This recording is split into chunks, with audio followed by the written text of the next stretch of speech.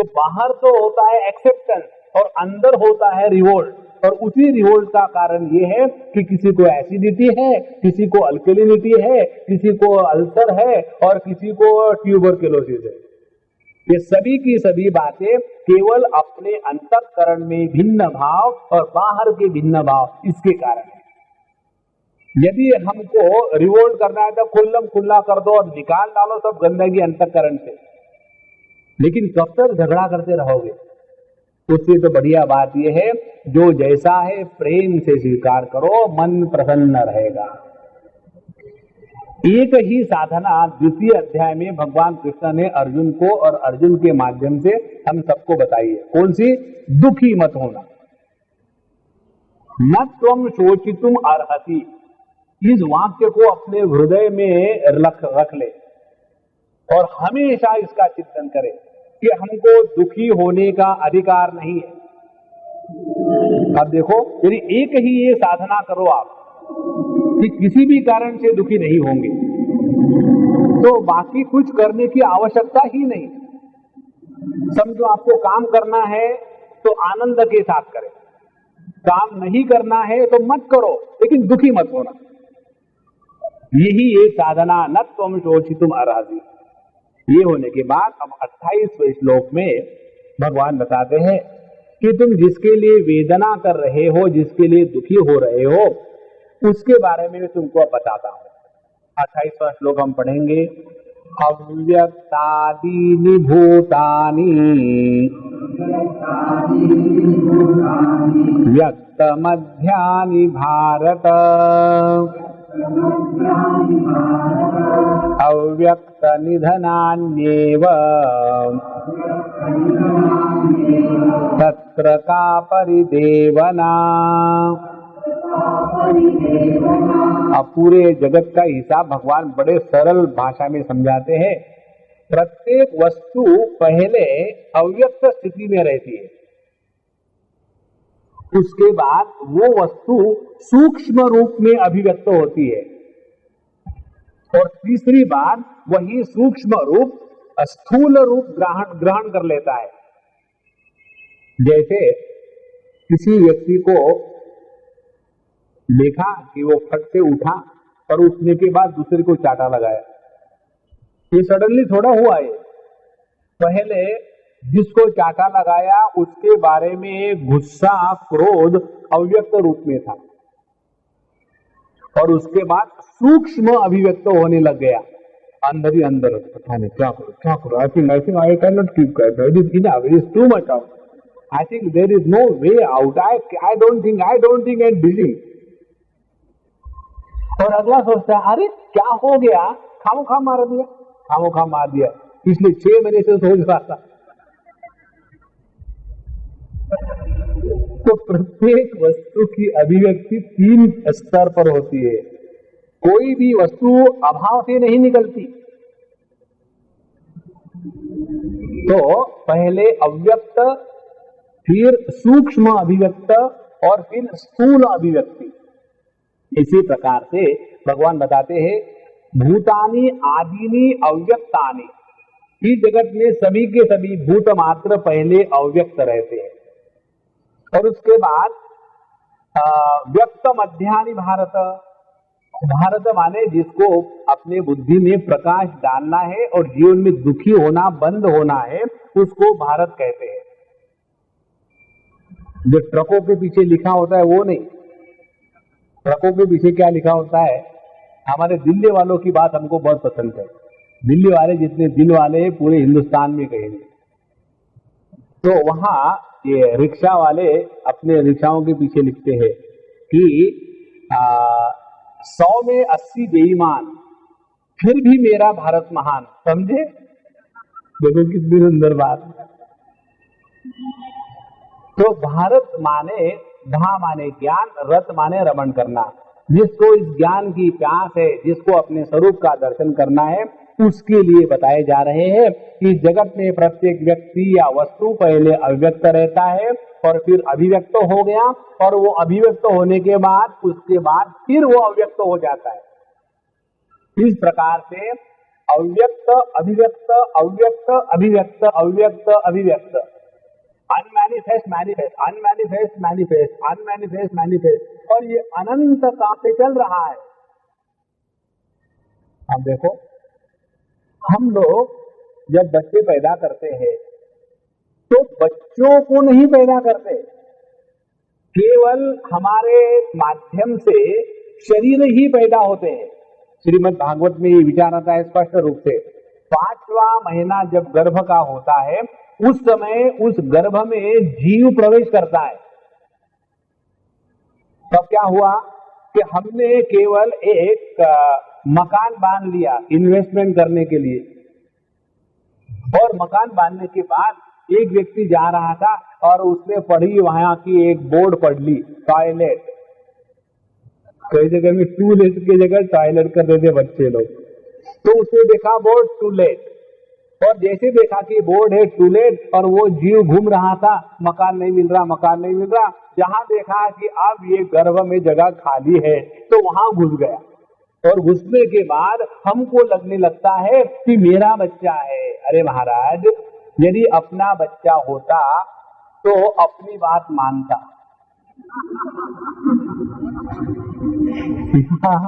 कोई किसी का नहीं है। प्रत्येक जीव अपने सूटकेस में अपने पूर्व जन्म के संस्कारों को लेकर के आता है, और उन्हीं संस्कारों के अनुसार अपने जीवन को चलाता है, और जब उसका इस शरीर से मतलब निकल गया तो इस शरीर का त्याग करके चला जाता है। और ये माँ बाप को लगता है कि देखो, हमने बच्चे को पैदा किया, बड़ा किया, लेकिन बच्चा हमारी बात मानता नहीं। हमको तो ये बात आज तक समझ में नहीं आई, जितने माँ बाप लोग कहते हमने बच्चों को बड़ा किया, माने क्या किया? यदि बच्चों को बड़ा करना मैंने रोज 1 इंच खींचने की यदि साधना करनी पड़ती ना, तो हम आपको गारंटी देते सभी के सभी बच्चे 6 इंच के ही रहते, क्योंकि माँ बाप भूल जाते। अच्छा हुआ कि ये बच्चों को माँ बाप को खींच खींच करके लंबा नहीं करना पड़ता। तो यहाँ प्रत्येक जीव पहले अव्यक्त रहता है, फिर अभिव्यक्त होता है, और जहां ये शरीर का काम खत्म हो गया फिर उसको त्याग कर दिया, फिर दूसरे शरीर में गए। इस प्रकार से यदि ये गणित ऐसा ही है तो कोई मरा, कोई पैदा हुआ, कोई क्यों नहीं मरता और कोई किस लिए मरता, इसको लेकर के दुखी होने का कोई मतलब नहीं। ये मरने से हम आपको एक बहुत सुंदर बात बताते हैं, मरने जैसी अच्छी बात कोई नहीं। क्यों? यही ऐसा एक कर्म हम करते हैं कि जिसका कर्मफल दूसरे को भुगतना पड़ता है, क्योंकि मरे हम और परेशान पब्लिक होती है। आप पड़े रहो जहां पड़े रहना, कोई फर्क नहीं पड़ता। दूसरी महत्व की मरने की बात, ये जो हम बता रहे इसको समझ के प्रयोग करना। एक बार एक सज्जन हमको मिलने आए, उनके घर में कोई प्रॉब्लम थी और उस व्यक्ति को लेकर के वे बहुत विक्षेपित रहते थे, और उन्होंने कहा कि Swami ji, I am getting tired, कब तक के मैं उनकी बात मानता रहूं, now it is crossing my limits, आप कुछ उपाय बताइए। तो हमने कहा उपाय 3 बताता हूं मैं, जो सिलेक्ट करना है कर लो। जो आपके घर में बुढ़ाऊ है, वृद्ध व्यक्ति है, जिनके कारण आप दुखी हो रहे हो, जाके उसको जहर पिला दो, मार डालो। Swami ji, you are telling that? I said I am telling, I am not doing. मुझे तो बताए नहीं, मार डालो, झंझट खत्म हो जाएगी। Swami ji, how it is possible? You cannot do that, then drop that idea. दूसरे टेक्निक, जो जहर उनको तुम नहीं दे सकते स्वयं पी जाओ। Swami ji, this is too much, थोड़ा कम पियो, ज्यादा है वो भी तुम नहीं कर सकते। तो तीसरी टेक्निक, उनके मरने का इंतजार करो। कब तक के? तो हमने कहा ये मैं बताता हूं। तो फिर हमने उनको बताया कि देखो, 6 महीने में ये जो है ना, ये हरिओम बोलने वाले हैं। रियली? ऐसे रियली और उसके बाद जब भी उनका झगड़ा होता था घर में उस वृद्ध व्यक्ति के साथ, अब इनके दिमाग में वो विचार, डांट लो, झगड़ा कर लो, 5 महीने बचे मन में जो उनके साथ झगड़ा हो रहा है उसे कोई मतलब नहीं, उन्होंने अच्छा कहा बुरा कहा, इनके मन में रिएक्शन क्या है कि चलो 5 महीने बचे, कर लो, मौज कर लो। धीरे धीरे धीरे उनकी जो रिएक्शन करने की पद्धति है वो बदल गई। नॉर्मली क्या हो जाता है, हम लोग हर चीज को रिएक्शन एकदम स्टैंडर्डाइज वे करते हैं। जैसे कई लोगों के होते, सामने खाना आया कि मुंह को बैंगन के जैसा बनाते, क्या लाए, वो उनकी आदत ही हो जाती है। समझो घर में घुसे, घर में घुसने के बाद जो सामने आया उस पर बरस पड़े, जरूरत है क्या, नहीं, वो स्वभाव बन गया है। उसी प्रकार से किसी व्यक्ति के साथ हमारी दुश्मनी है, द्वेष है, हमारा मन ठीक से नहीं रखता, तो उस व्यक्ति के साथ हम कैसा व्यवहार करते, we are already having preconceived notion about how to deal with a particular person, और उसी के कारण हमारे मन में राग द्वेष और पक्के हो जाते हैं, और इसीलिए जितना उस व्यक्ति को देखेंगे उतना और गुस्सा आएगा, और फिर वो व्यक्ति को ये पता नहीं चलता, और वो आएगा, बाबूजी मैं आपके लिए चाय ले आऊं, कोई नहीं जरूरत, क्योंकि हमेशा उस व्यक्ति को लेकर के भूखने की आदत पड़ी हुई है। अब यदि हम इस आदत को बदले तो कैसे बदले आदत, ये हमने टेक्निक दिया था। तो पहले जब उन्होंने एक कहा तो ये छक्का मारते थे, अब इन्होंने छक्का मारना छोड़ दिया, केवल प्लेट वहां के टिको शुरू कर दिया।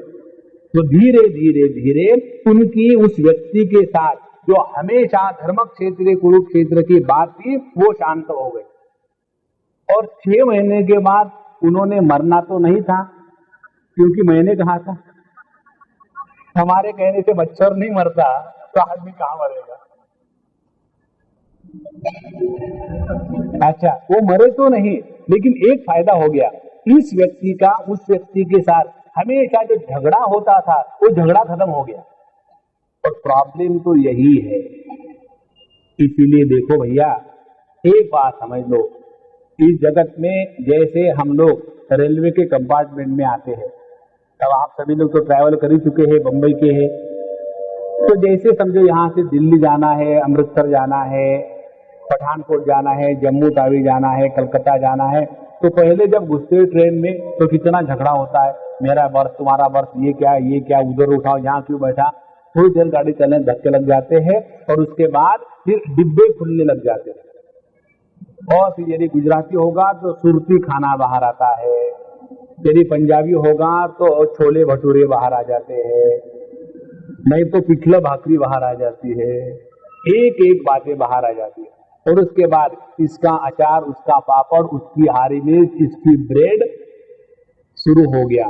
पहले ही झगड़ा खत्म, खूब दोस्त बन गए, एक दूसरे के एड्रेसेस लिख ले, और उसके बाद जब उतर जाते हैं तो एड्रेस कहाँ लिखा है वही भूल जाते। अरे महाराज, यही अपना जीवन है, यहाँ थोड़े समय के लिए आए हैं ना, इसीलिए किसी भी व्यक्ति के साथ कोई भी रिश्ता रख करके दुखी होना जस्टिफाई नहीं हो सकता। तात्पर्य ये, अब ये होने के बाद इस परमात्मा तत्व की बात यदि इतनी सरल है तो समझ में क्यों नहीं आती।